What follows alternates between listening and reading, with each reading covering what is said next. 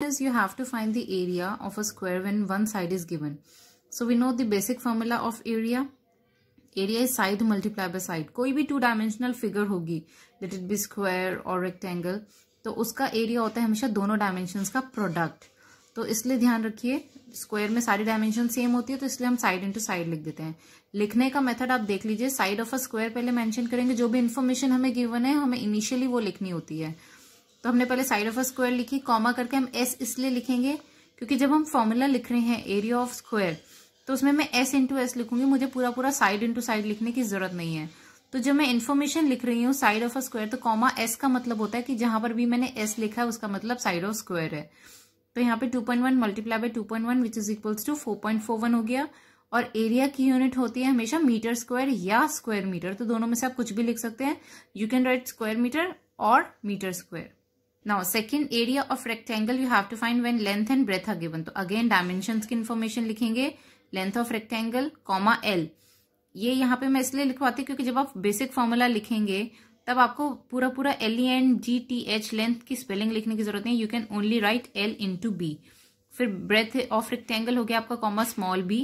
फिर area of rectangle का formula लिखोगे आप L इंटू बी, उसकी डायमेंशंस लिख ली और उसको मल्टीप्लाई करोगे और एरिया ऑफ रेक्टेंगल आपकी यूनिट आ गई metre square. Now third question है. क्वेश्चन पहले मैं थोड़ा सा एक्सप्लेन करती हूँ. यहाँ पर आपको गिवन है कि एक मार्बल टाइल है, उसका डायमेंशन है 20 सेंटीमीटर बाय 15 सेंटीमीटर. तो कितनी टाइल्स आप लगा सकते हो एक वॉल पे, जिस वॉल का साइज गिवन है आपको 5 मीटर बाय 3 मीटर्स. तो इस क्वेश्चन को पहले समझिए. सपोज ये मेरी एक वॉल है और इसके ऊपर मुझे ये छोटी छोटी टाइल्स लगानी है. तो हमसे ये पूछे कि ये कितनी टाइल्स मैं लगा सकती हूँ. तो सबसे पहले तो आपको यूनिट चेक करनी है कि आपकी वॉल की डायमेंशन गिवन है मीटर्स में और टाइल की डायमेंशन है सेंटीमीटर में. तो पहले मैं वॉल की डायमेंशन को मीटर से सेंटीमीटर में चेंज कर देती हूँ. लेंथ ऑफ वॉल 5 मीटर्स होगी, इसको मैंने सेंटीमीटर्स में चेंज कर दिया. Breadth of wall again comma b और इसको मैंने सेंटीमीटर्स में चेंज कर दिया. तो एरिया ऑफ वॉल फाइंड कर दिया L into b, that is 500 multiply by 300.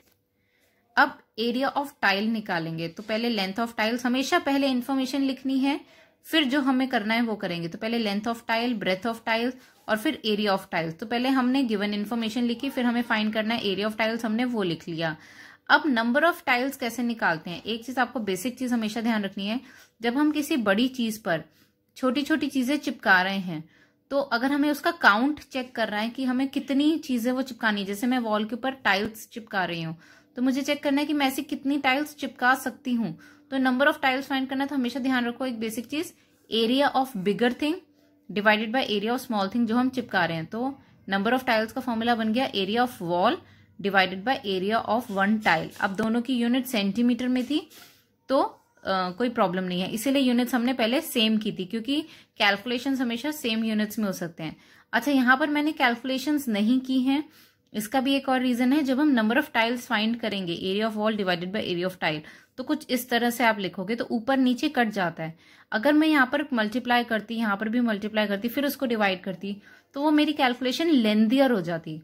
तो कैलकुलेशंस को लेंदी होने बचाने के लिए हम यहाँ पर कैलकुलेशंस अवॉइड करेंगे और डायरेक्ट हम यहाँ पर लिख सकते हैं. या आप ऐसा भी कर सकते हो, आप ये लाइंस अवॉइड कर सकते हो. आप पहले इनकी डायमेंशंस लिखो और डायरेक्ट यहाँ पर आ जाओ. Number of tiles is equals to area of wall upon area of tile, और फिर इसको L into b upon L into b कर लो और फिर इस तरह से लिख के सॉल्व कर लो. आप यहाँ पर भी कैलकुलेशंस कर सकते हो, आपकी मर्जी है. Just to shorten the calculation I avoided calculations over here. Now fifth question, let me explain this question to you first. One side of a square field is 92 meters. Find the cost of raising a lawn on the field at the rate of 1.50 per square meter. अब suppose आपका एक ये square field है, इसकी एक side 92 है, मतलब चारों साइड्स 92 हैं. अब आपको पूछा है कि इसके ऊपर आपको लॉन बनाना है. एक चीज ध्यान रखो, जो भी चीज बिछती है उसका मतलब एरिया होता है. लॉन कैसा होगा? बिछा हुआ. जो चीज बाउंड्री पे लग रही है उसका मतलब पेरीमीटर होगा, और जो चीज बिछ रही है वो हमारा एरिया होगा. तो लॉन हमारा बिछेगा, मतलब मुझे एरिया फाइंड करना है. तो एरिया ऑफ स्क्वायर फील्ड मैं फाइंड कर लूंगी सेम फॉर्मूले से. साइड ऑफ स्क्वायर फील्ड है मेरी 92, तो एरिया ऑफ स्क्वायर फील्ड हो गया side into side which is equals to 92 into 92. तो आपका एरिया आ गया 8464 स्क्वायर मीटर्स. यूनिट्स लिखनी कंपल्सरी है, ध्यान रखिए. तो कॉस्ट कितनी हो जाएगी? 1 स्क्वायर मीटर की कॉस्ट है यहाँ पर का मतलब होता है 1, तो 1 स्क्वायर मीटर की कॉस्ट है 1.50 रुपीज. तो total cost of raising loan कितनी हो जाएगी? भाई 1 स्क्वायर मीटर की कॉस्ट इतनी है, तो इतने स्क्वायर मीटर की कॉस्ट कितनी हो जाएगी, एरिया मल्टीप्लाई बाय रेट। तो area multiply by rate which is equals to 8464 multiply by 1.50, तो ये रुपीज आ जाएगा आपका 1269.60 पैसा। Now sixth question, area of 4 walls is 266 square metres. एक 4 वॉल्स है, उसका एरिया आपको गिवन है, length breadth of the hall given है 12 मीटर एंड 7 मीटर रेस्पेक्टिवली। अब रिस्पेक्टिवली का मतलब भी समझ लीजिए, कुछ स्टूडेंट्स को नहीं समझ में आता है। रिस्पेक्टिवली का मतलब होता है जो वर्ड पहले लिखा है उसका डायमेंशन पहले है और जो पीछे लिखा है उसका डायमेंशन पीछे है, मतलब जिस ऑर्डर में ये डायमेंशंस लिखे हैं उसी ऑर्डर में उनकी न्यूमेरिकल वैल्यू है। अब आपको height of the wall calculate करनी। तो हाइट ऑफ द वॉल पहले हम बेसिक इन्फॉर्मेशन लिखेंगे जो हमें गिवन है, length of the hall given है, breadth of the hall given है, एरिया ऑफ 4 वॉल्स हमें गिवन है, तो उसका फॉर्मूला लिखेंगे 2 into L plus B into H या 2 into H into L plus B. आप दोनों तरीके से लिख सकते हैं क्योंकि मल्टीप्लीकेशन में एसोसिएटिव प्रॉपर्टी ट्रू होती है। तो 3 यहाँ पे मल्टीप्लाई हो रहे हैं, एक 2 है, एक एच है और एक एल प्लस बी का ब्रैकेट है, तो एसोसिएटिव प्रॉपर्टी ट्रू होती है। अब तो आप जिस ऑर्डर में लिख सकते हैं, या तो ऐसे लिखिए या ऐसे लिखिए। अब एरिया ऑफ 4 वॉल्स आपको गिवन है 266, तो एरिया के नीचे आपने 266 लिखा, यहाँ का 2 आ गया, एल प्लस बी ये हो गया 12 प्लस 7 और हाइट होगी हमारी अननोन, तो हो गया 266 is equals to 2 into 19 into h. अब एच को हम यहीं छोड़ देंगे। अब 2 इंटू 19 यहाँ पर मल्टीप्लाई हो रहा है, तो इक्वल्स टू की दूसरी साइड जाके हो जाएगा डिवाइड, तो 266 डिवाइडेड बाय 2, नीचे 2 आ गया और नीचे ही 19 आ गया। तो अब आप इसको सॉल्व करेंगे, ऊपर नीचे कटेगा तो हाइट आ जाएगी आपकी 7 मीटर्स, वही आपको फाइंड करना था। Now perimeter of a square is 56 metres, यहाँ पे पेरीमीटर गिवन है। अब आपको area of rectangle is 8 square metre less than the area of the given square, यानी जिस स्क्वायर का आपको पेरीमीटर गिवन है उस स्क्वायर का, उस एक रेक्टेंगल है उसका एरिया उस स्क्वायर से 8 स्क्वायर मीटर्स कम है। लेंथ ऑफ रेक्टेंगल गिवन है, आपको ब्रेथ निकालनी है, फाइन। तो पहले हम एरिया ऑफ स्क्वायर निकाल लें, एरिया ऑफ स्क्वायर आ जाएगा तो उससे एरिया ऑफ रेक्टेंगल निकाल लूंगी, क्योंकि एरिया ऑफ रेक्टेंगल और एरिया ऑफ स्क्वायर में कंपैरिजन आपको गिवन है कि एरिया ऑफ रेक्टेंगल कम है स्क्वायर से। तो let me calculate first area of square.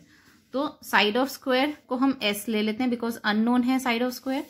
Perimeter हमें गिवन है 56, पेरीमीटर का फॉर्मूला होता है 4 इंटू साइड, तो यहाँ से साइड आ गई 56 डिवाइडेड बाय 4 जो हो गया मेरा 14 मीटर्स। अब एरिया ऑफ स्क्वायर का फॉर्मूला होता है साइड इंटू साइड, तो यहाँ पे आपने कैलकुलेट किया, साइड आपकी 14 आ गई, तो 14 मल्टीप्लाई बाय 14 यानी 196 स्क्वायर मीटर्स।